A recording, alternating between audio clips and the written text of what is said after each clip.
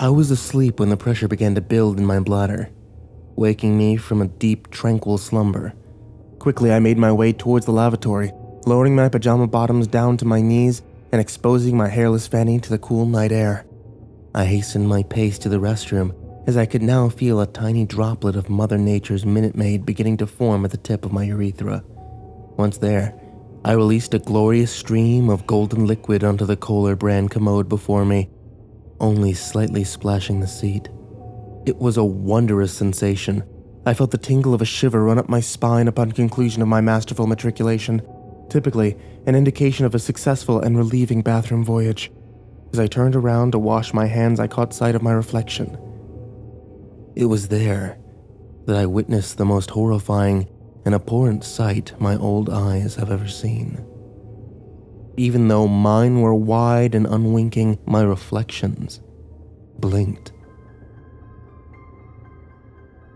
I screamed into the mirror as again and again my reflection opened and closed its eyes with an increasing ferocity. That's when the blood came. Oh, the horror.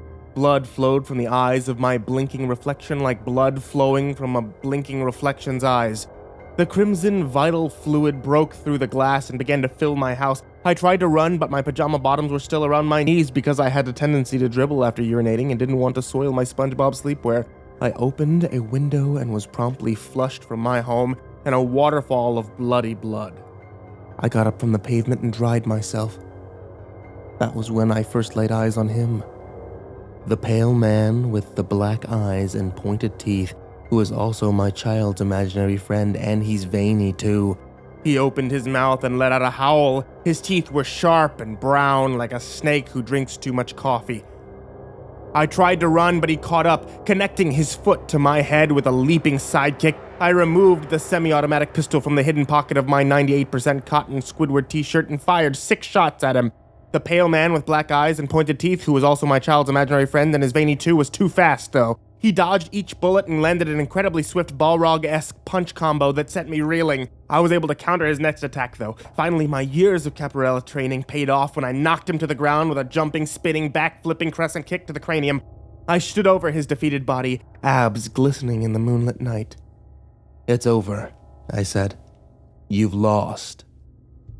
But instead of begging for mercy, the pale man with black eyes and pointed teeth, who was also my child's imaginary friend and he's veiny too, let out a grotesque laugh that made me wince in fear. "It's never over," he muttered. "You're already dead." And he was right. Because I was. Then I woke up because it was all a dream that I could never truly be sure I've ever woken up from. And aliens